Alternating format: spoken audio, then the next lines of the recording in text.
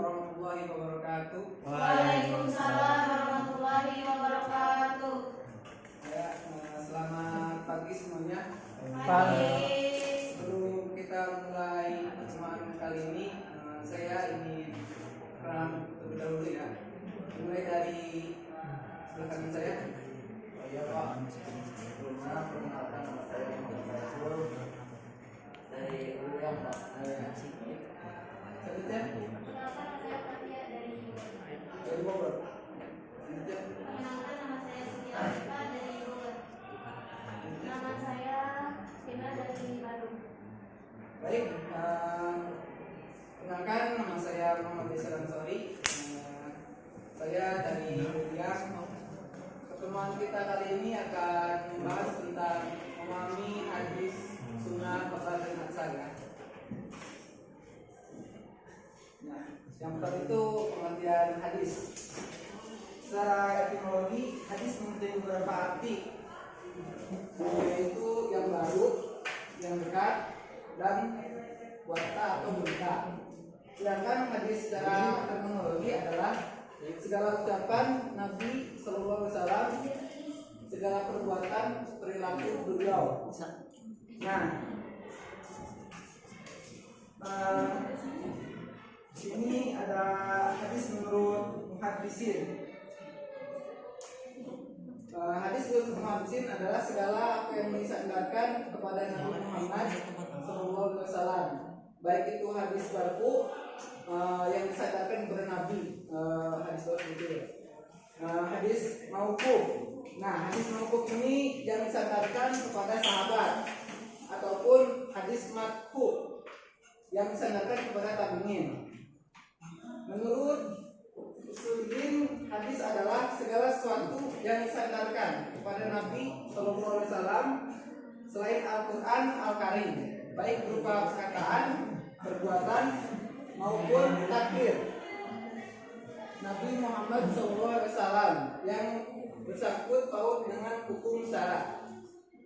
Nah, menurut fuqaha, hadis adalah segala sesuatu yang ditetapkan Nabi SAW yang tidak ada kaitannya dengan masalah-masalah fardu atau wajib.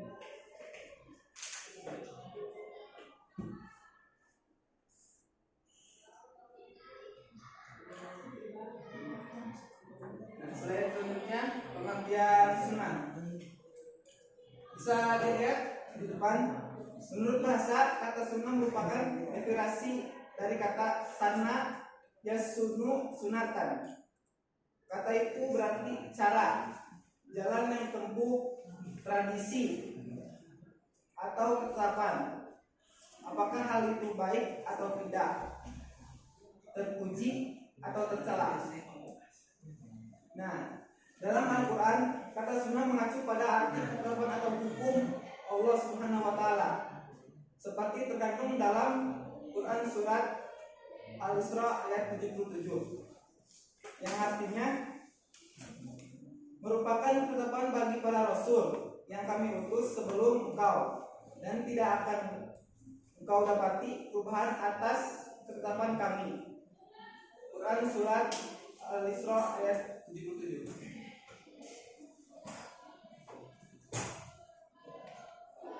Slide selanjutnya yang C, pengertian kabar. Kabar menurut bahasa berarti warta atau berita yang disampaikan dari seorang kepada seseorang. Adapun pengertian kabar menurut istilah ahli hadis yaitu artinya segala sesuatu yang disandarkan atau berasal dari Nabi Sallallahu Alaihi Wasallam atau dari yang selain Nabi Sallallahu Alaihi Wasallam. Dengan pengertian yang demikian, maka kabar lebih umum daripada hadis, karena dalam kabar termasuk juga segala sesuatu yang berasal dari selain Nabi Sallallahu Alaihi Wasallam, seperti perkataan, perbuatan maupun takdir. Nah, saya ini mau nanya, ada yang tahu takdir itu apa? Yang tahu Pak? Ya, takdir itu ketetapan. Ya, takdir itu ketetapan beliau. Sebagaimana ulama berpendapat bahwa kabar itu khususnya untuk segala sesuatu yang datang atau berasal dari selain Nabi Sallallahu Alaihi Wasallam. Sedangkan hadis khusus untuk segala sesuatu yang datang atau berasal dari Nabi Sallallahu Alaihi Wasallam. Contohnya seperti perkataan Ali bin Abi Thalib radhiyallahu anhu, artinya termasuk sunnah ialah meletakkan tangan di bawah pusar sewaktu melakukan sholat. Nah, ini hadis riwayat Abu Daud.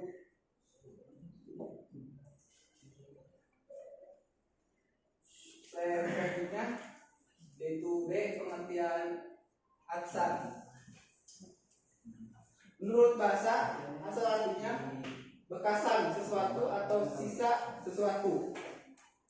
Asal berarti pula nukilan.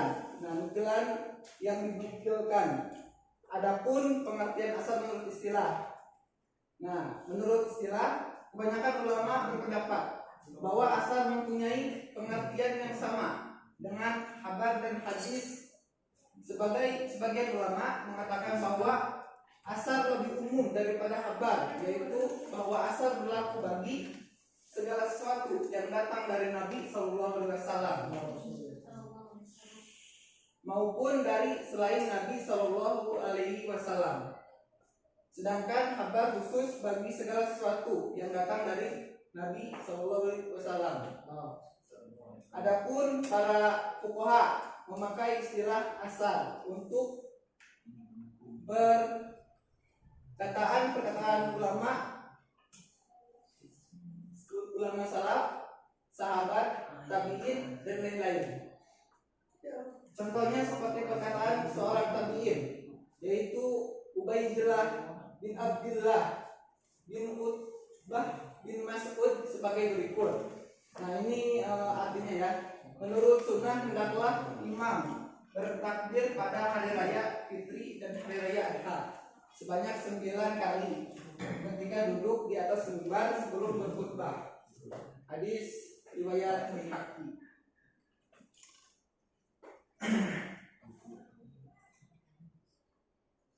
Nah, selanjutnya sini kita akan membahas persamaan hadis, sunnah, kabar, dan asar.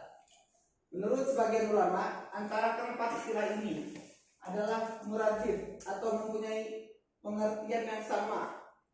Alasannya ada di salah satu hadis yang artinya segala sesuatu yang disadarkan kepada Nabi Sallallahu Alaihi Wasallam, baik perkataan, perbuatan maupun takrir. Nah, takrir yang tadi itu ucapan, perbuatan maupun takrir beliau.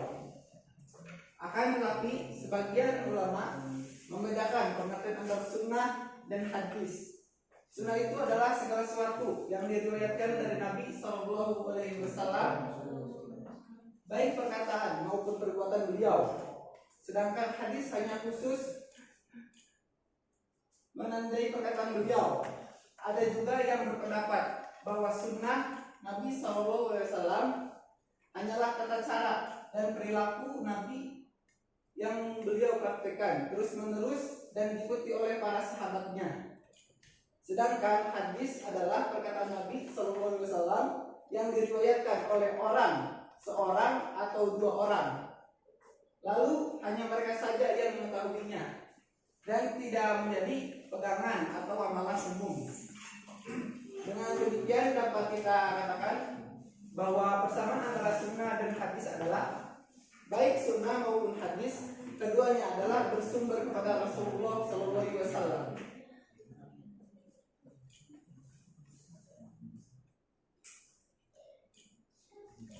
Selanjutnya perbedaan hadis, sunnah, kabar, dan asar. Menurut sebagian ulama, sunnah lebih luas daripada hadis.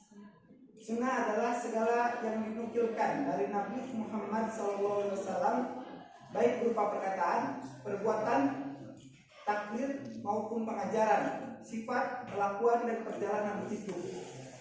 Baik sebelum maupun sesudah dia akan menjadi Nabi dan Rasul. Titik berat sunnah adalah kebiasaan normatif Nabi Muhammad SAW. Oh, Kabar selain dinisbahkan kepada Nabi Muhammad SAW dapat juga dinisbahkan kepada sahabat dan tabi'in. Kabar lebih umum daripada hadis karena masuk dalamnya semua riwayat yang bukan dari Nabi Muhammad SAW. Atsar lebih sering digunakan untuk sebutan bagi perkataan sahabat Nabi Muhammad SAW, meskipun kadang-kadang dinisbahkan kepada beliau.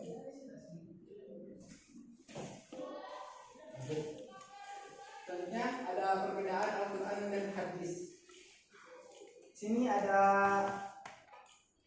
4 perbedaan.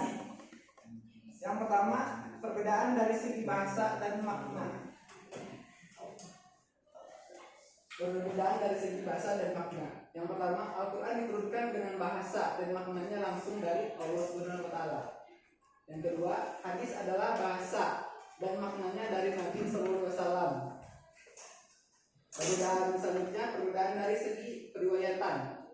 Yang pertama, Al-Quran tidak boleh diriwayatkan dengan maknanya saja sebab dapat mengurangi kemukjizatannya.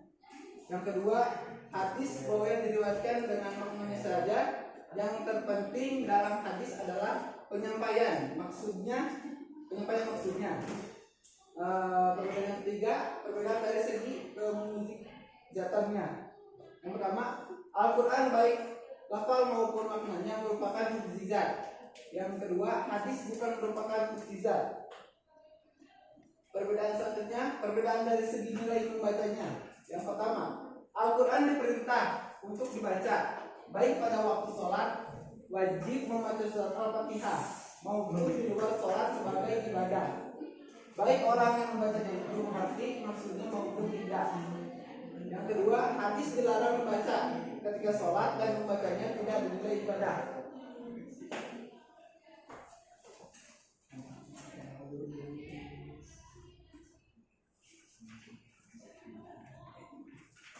Selanjutnya, perilaku orang yang berpegang teguh pada hadis, sunnah, kabar dan hasan.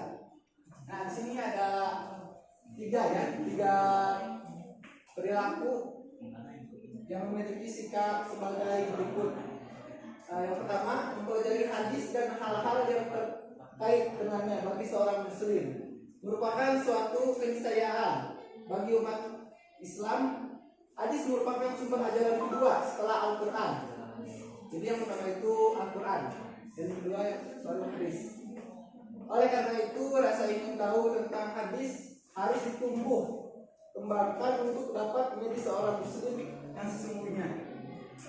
Yang kedua, mempelajari hadis mendatangkan banyak manfaat.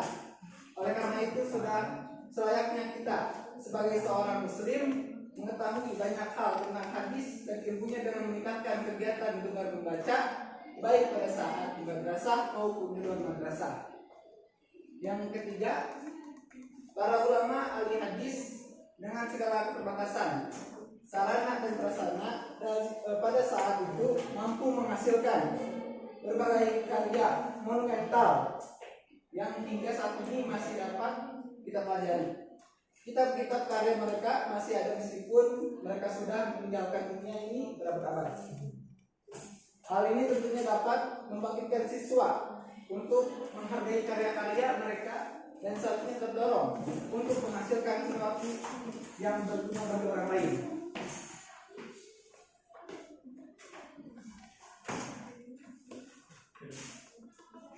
Nah, saya selanjutnya kesimpulan. Di sini ada 4 poin. Yang pertama, hadis adalah segala ucapan, perbuatan dan ketetapan takrir Nabi Muhammad SAW. Yang kedua, sunnah lebih luas dari hadis karena meliputi segala yang datang dari Nabi Muhammad SAW, baik sebelum maupun sesudah diangkat menjadi Nabi dan Rasul. Yang ketiga, kabar adalah suatu berita baik yang berasal dari Nabi Muhammad, para sahabat maupun para tabi'in. Yang terakhir, keempat, menurut mayoritas jumhur ulama, asal secara istilah sama dengan hadis Sebagian ulama berpendapat bahwa asar mempunyai arti yang lebih umum dibandingkan dengan khabar.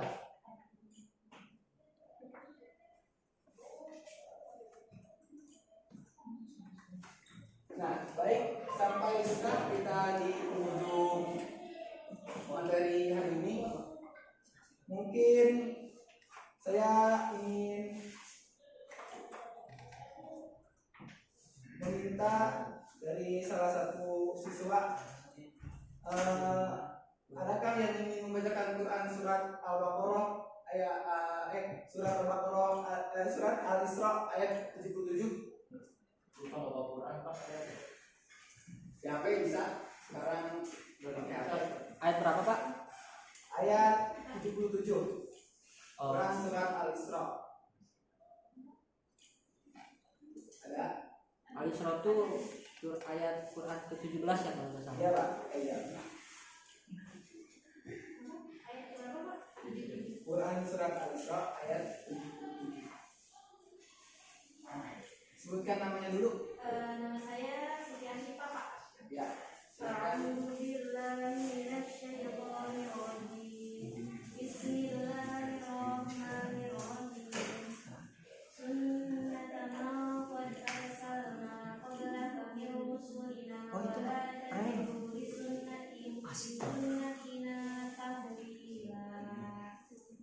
Artinya boleh? Yang artinya yang demikian itu merupakan ketetapan bagi para rasul kami yang kami utus sebelum engkau, dan tidak akan engkau dapati perubahan atas ketetapan kami. Ya, baik. Oleh pertama baik,